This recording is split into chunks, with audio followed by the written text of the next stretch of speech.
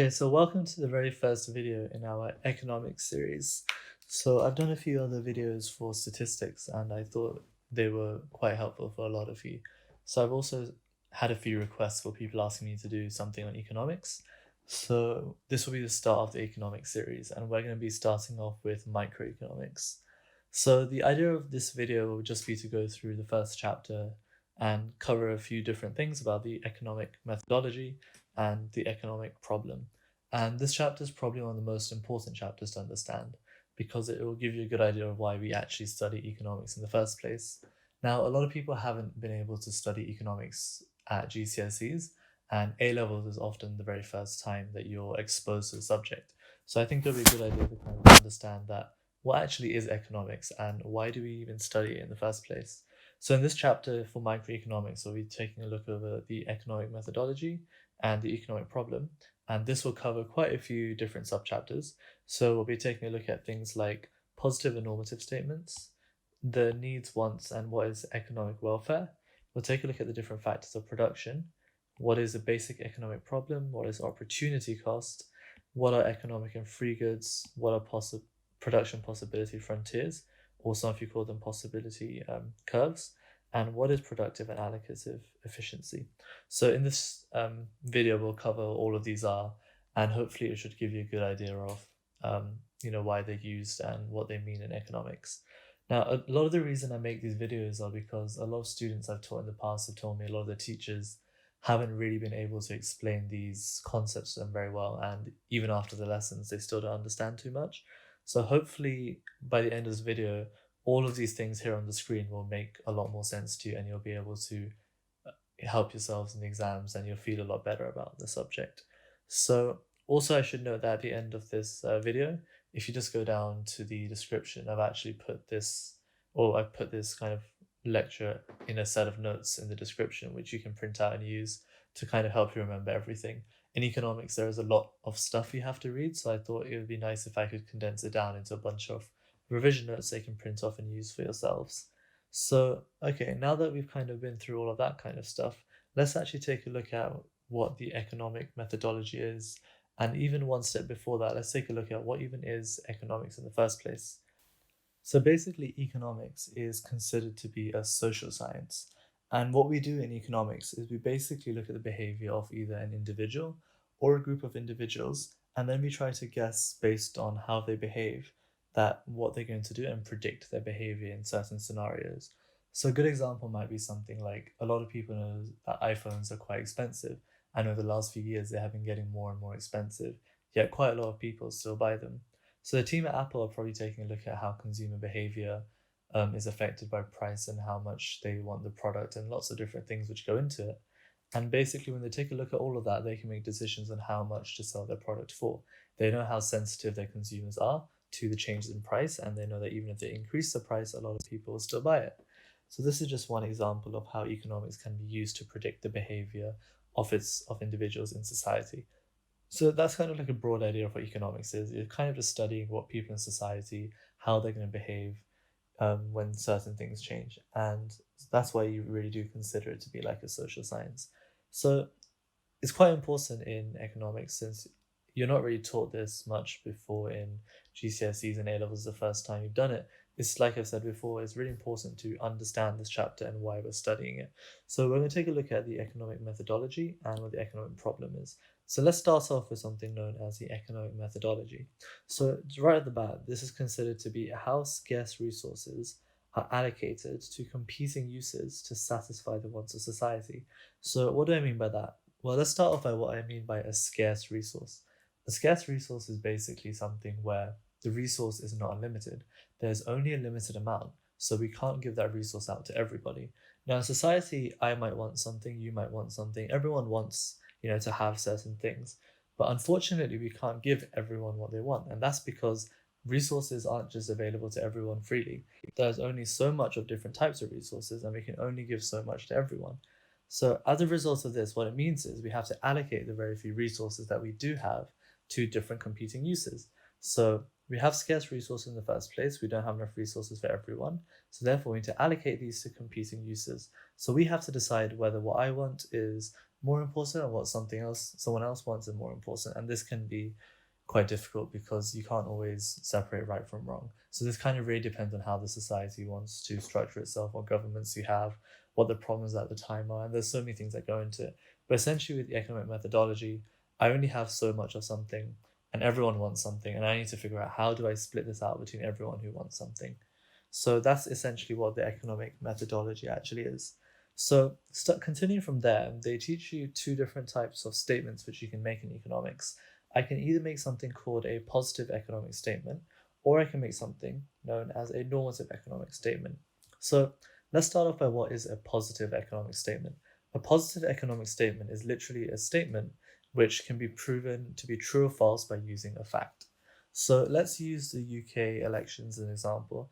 If I were to say that 57% of people voted for Boris Johnson as the leader or to become prime minister, then I can prove that by checking everyone who voted and seeing 57% of people really did vote for him.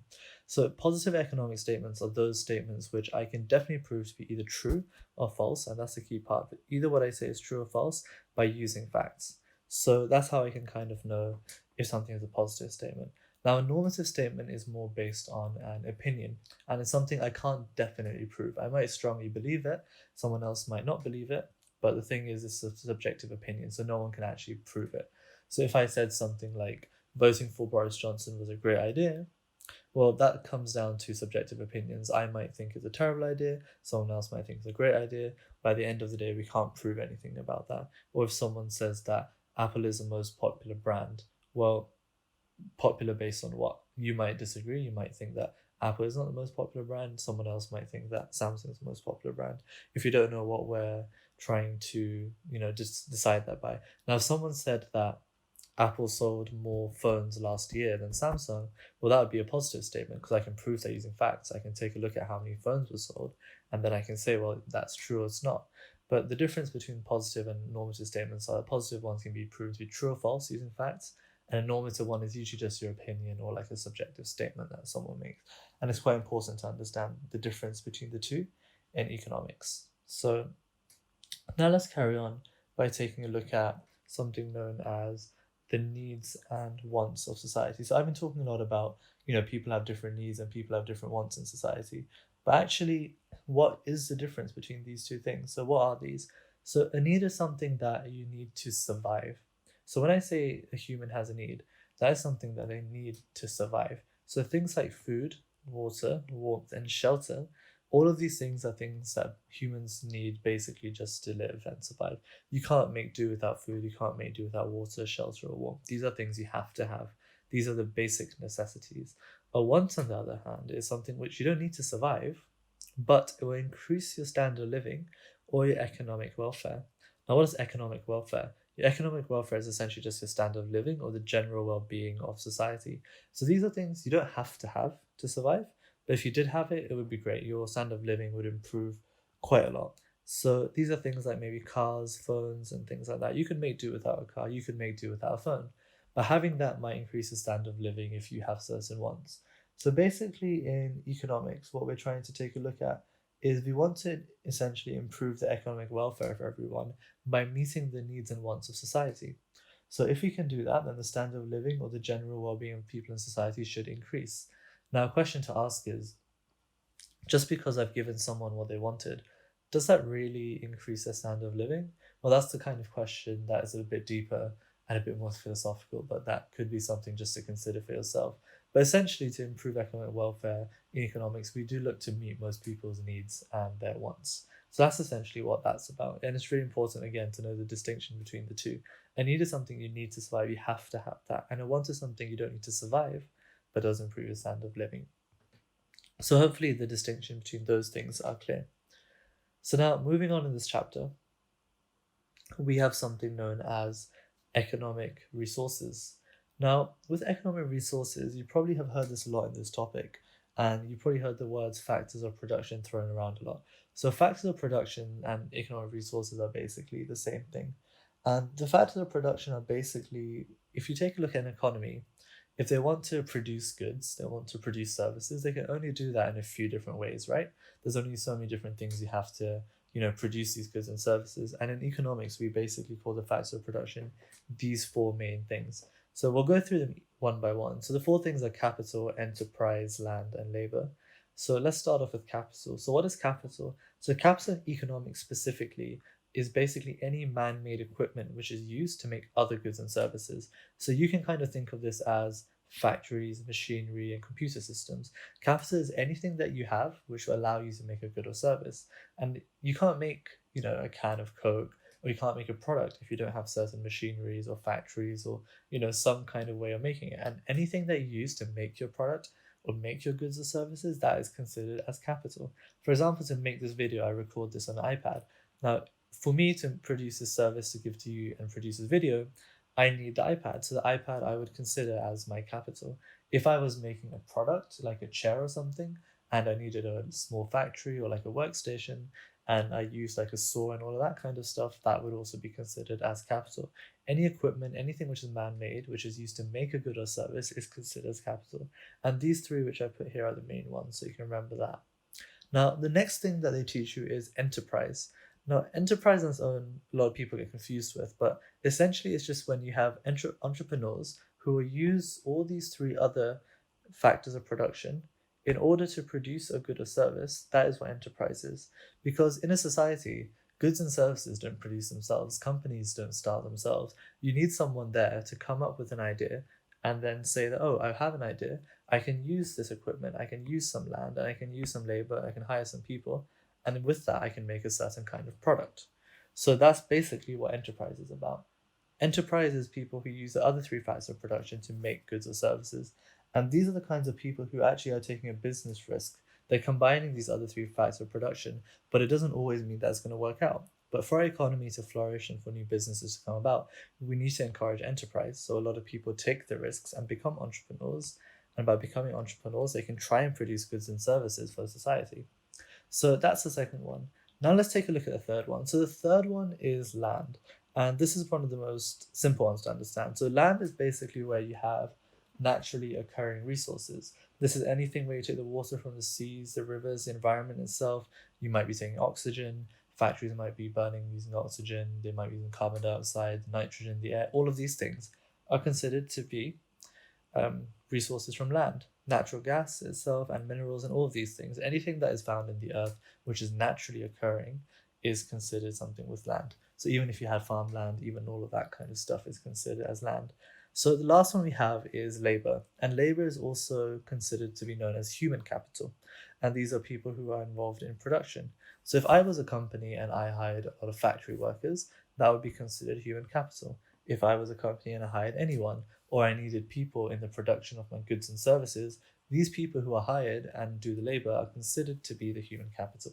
Now, this doesn't mean that the guy with a pickaxe or something always like mining away or cutting down a tree. This can be anything. If I'm working in an office and I hire like a computer engineer, that would also be considered labor. Labor is anything where basically you have people working for you and these people are helping you produce the goods and services.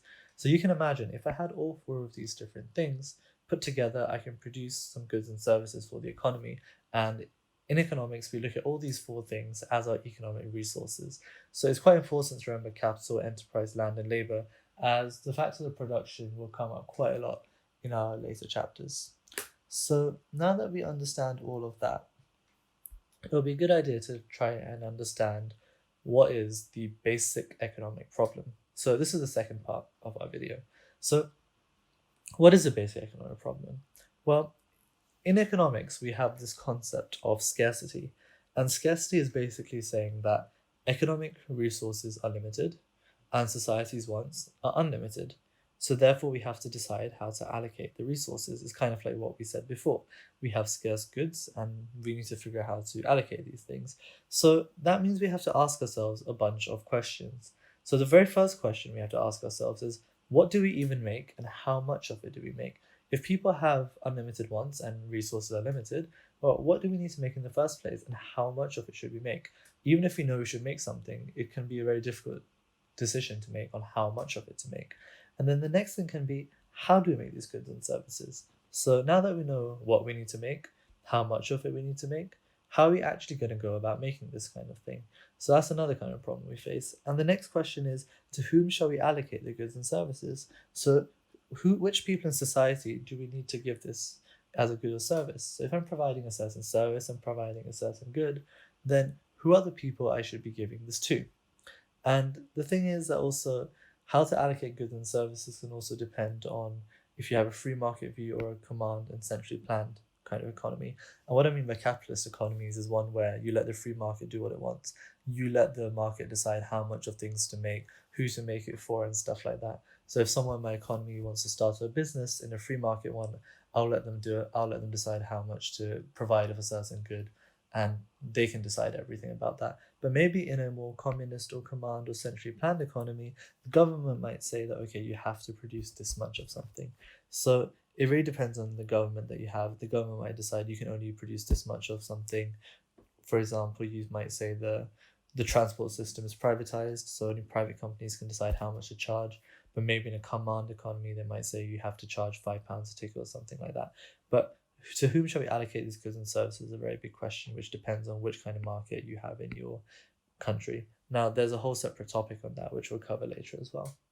So now that you've kind of understood the basic economic problem along with the economic methodology, these are the kinds of questions that economics is trying to answer, and hopefully gives you a better idea of what exactly economics is. So now we've done that, let's carry on and take a look at what is opportunity cost and what are free goods and economic goods. So opportunity cost as a concept is something that you'll be using quite a lot during your time in economics. And what it means is it's the cost of the next best alternative foregone or given up. And what I mean by this is, if let's say that I was trying to decide to buy something between a few different goods. So let's say I have two different cars that I really like and I can't decide which one to take.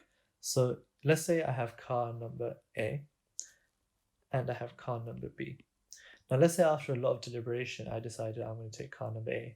Now if I decide to take car number A, that means I cannot buy car number B now because I decided to buy A.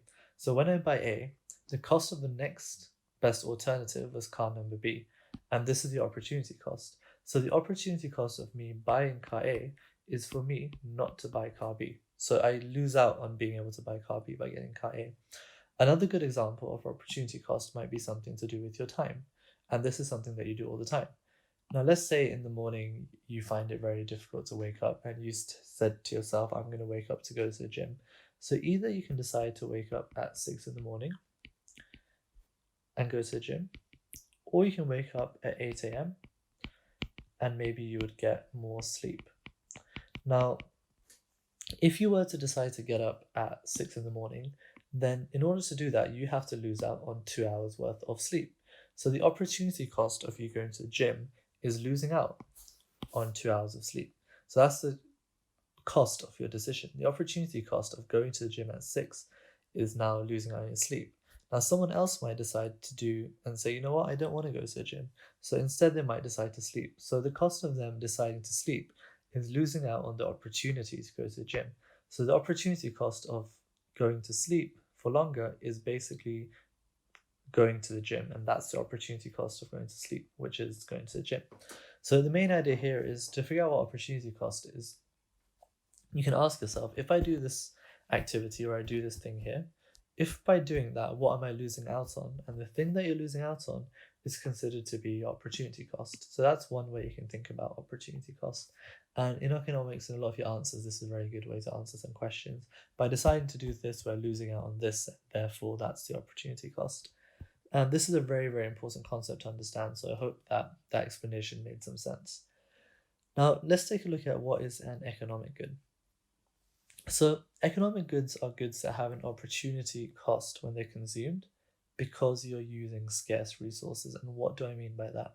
What I mean by that is if I were to use the good, and by using it, because I have scarce resources, now what ends up happening is that I can't, use that for something else. And why does it have an opportunity cost?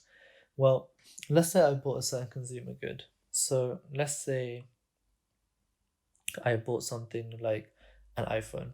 So if I bought an iPhone or I bought a phone, then that good has an opportunity cost because when I consume that phone, it uses up scarce resources which were in society. So when Apple decided to make a phone, which I bought, then they had to use up scarce resources in order to make it. So if something uses up scarce resources in being produced, then these are considered economic goods. And most consumer goods fall into this category. A lot of consumer goods have to use up scarce resources. If I make a car, metal is considered a scarce resource, then I had to lose out on that metal. That metal could have been used to make something else, but instead they chose to make a car out of it. So a good has an opportunity cost when it's consumed because it uses a scarce resource in order to be made. So a good way to figure out if something is an economic good is to ask yourself, well, how was it made and what was used to make it? If any kind of material like metals, plastics, anything of the such was used to make it, then it's probably an economic good because those are scarce resources.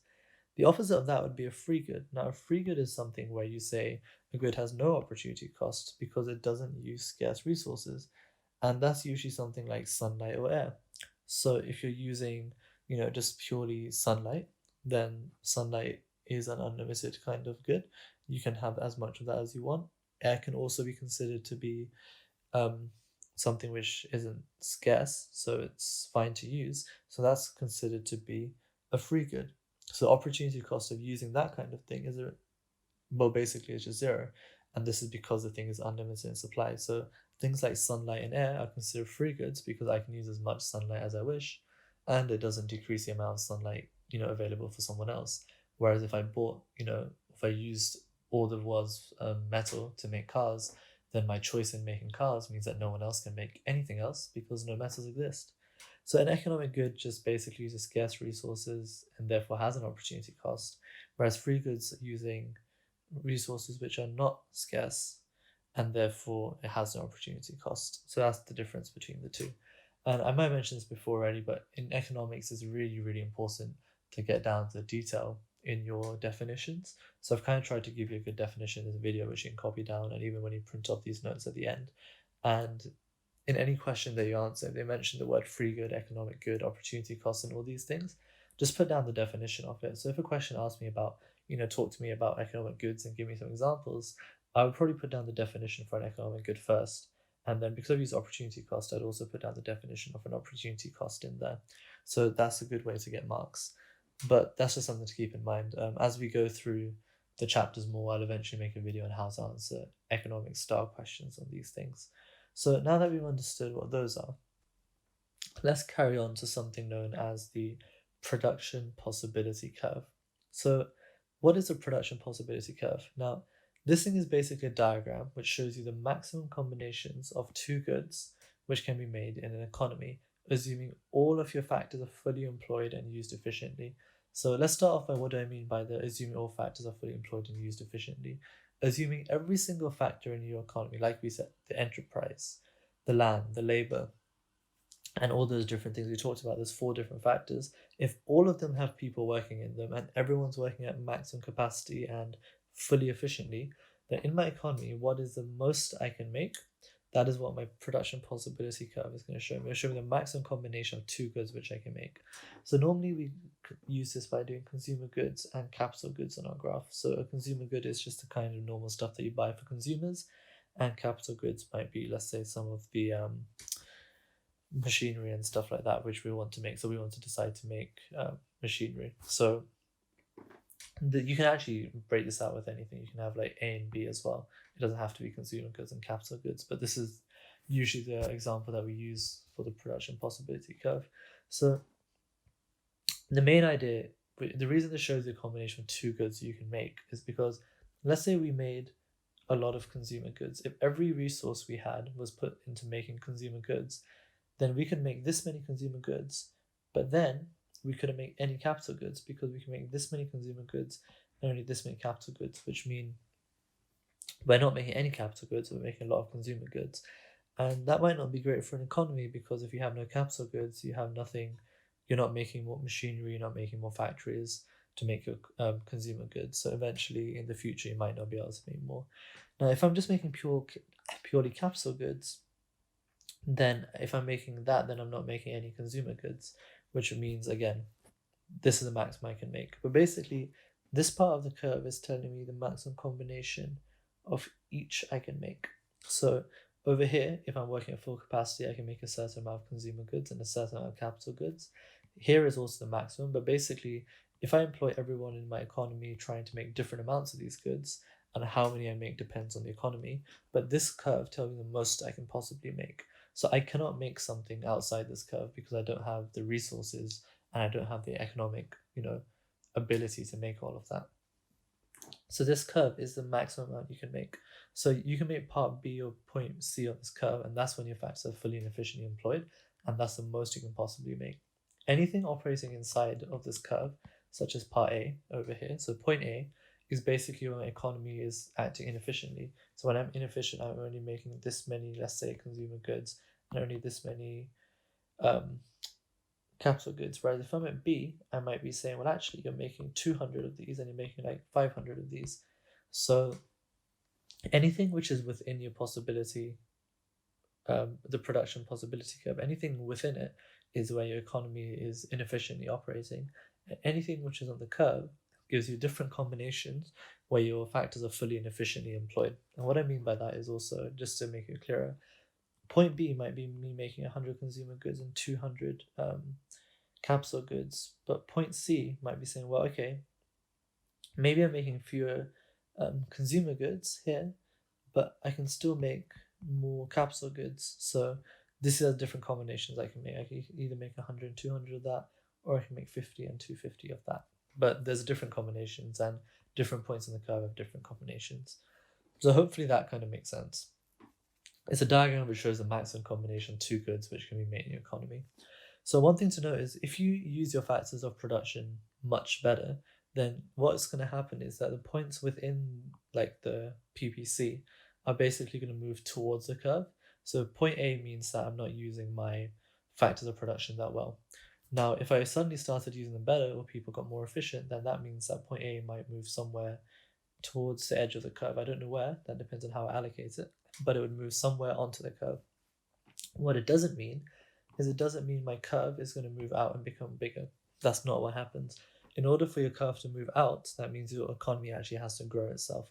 And that's something we'll cover coming up later. So how can your curve actually shift outwards?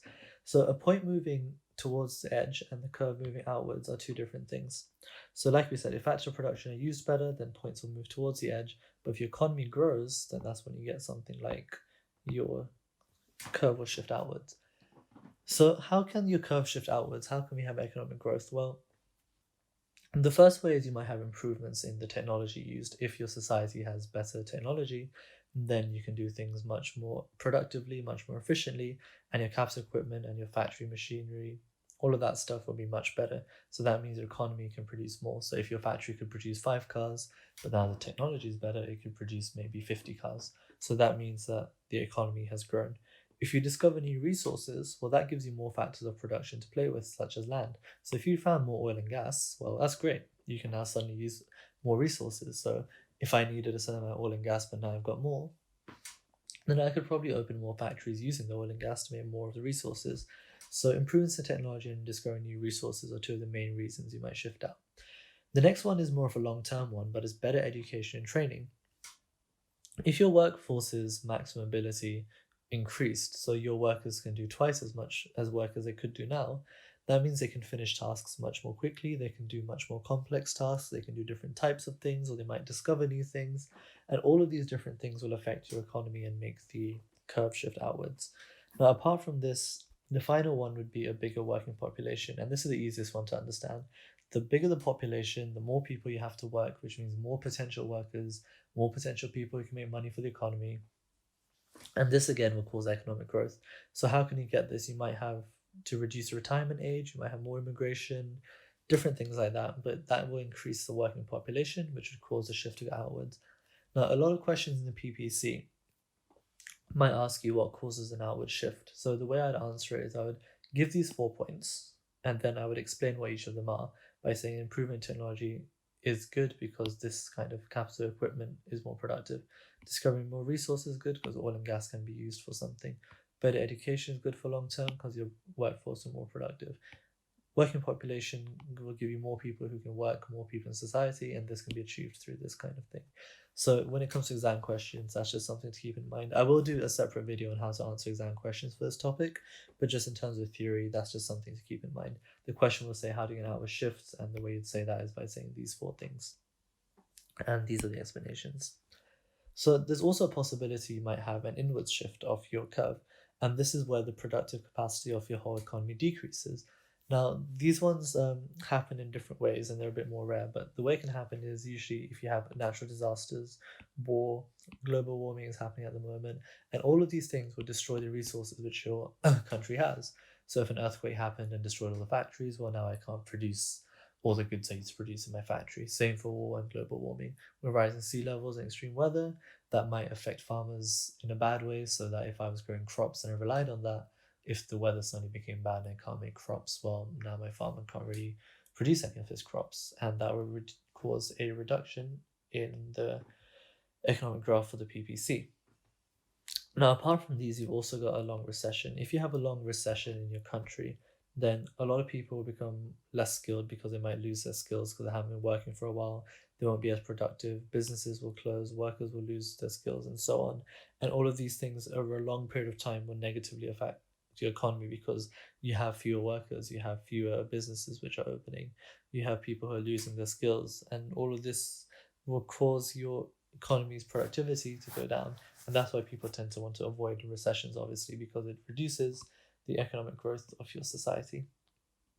And again, if someone asks you, give me reasons that your curve will shift in, then these are usually the 4 main reasons that you can give. So to get in a question which asks you, discuss the factors which cause an outward shift or an inward shift, then these 4 reasons each should be good enough to have a good answer to that question.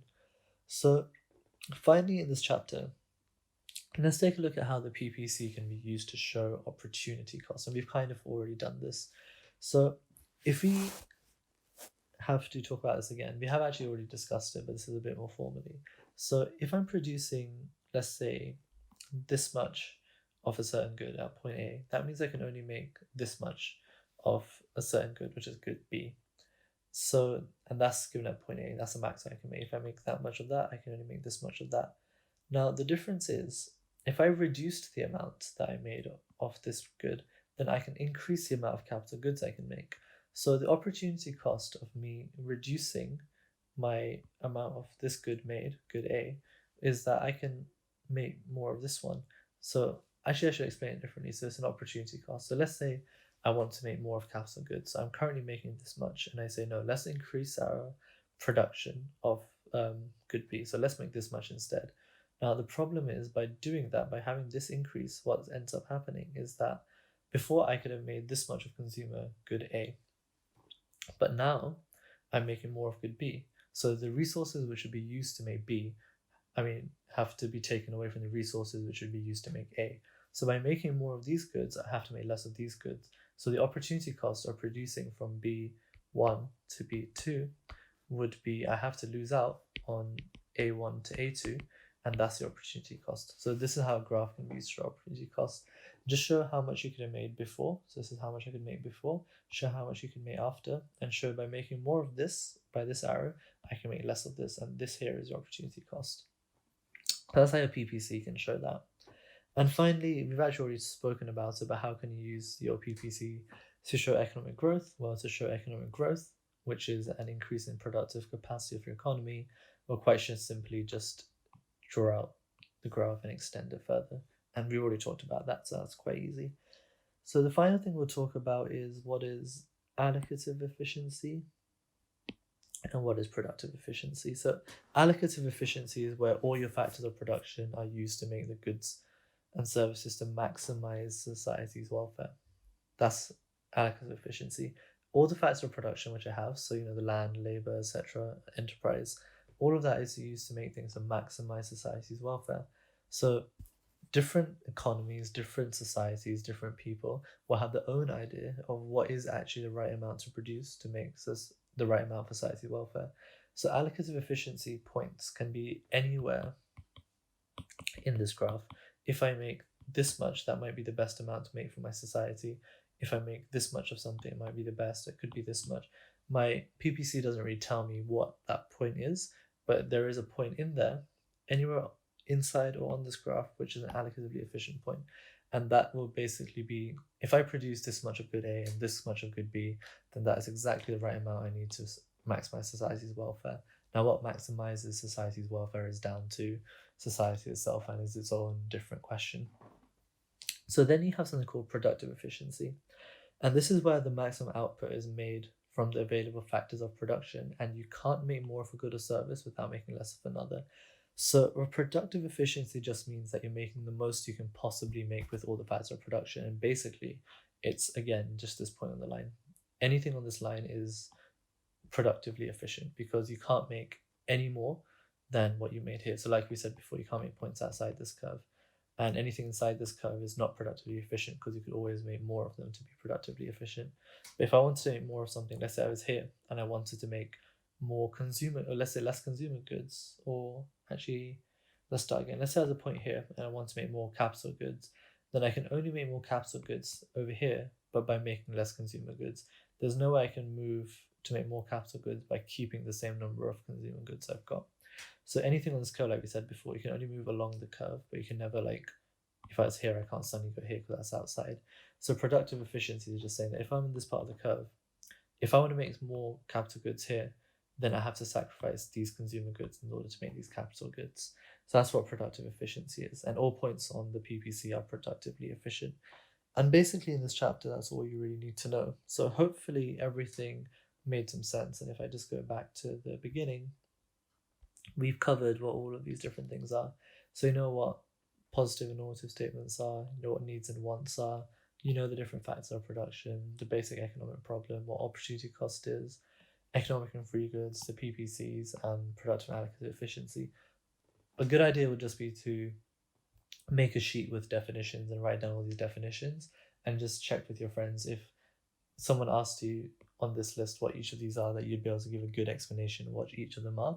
And in economics, a good habit is to get used to drawing the different kinds of graphs. So I would draw the different graphs you've just seen for opportunity cost on a PPC, what a PPC actually is, showing a shift out, showing a shift in, showing, you know, opportunity cost on the PPC, because all of those different things will come in handy later, and being able to explain them would be a good idea. So if there is something you didn't really understand, then please just let me know in the comments below. And next time we'll be taking a look at price elasticities, some calculations, and so on. And when I get the time, I'll also make a video on answering a few exam questions for this chapter.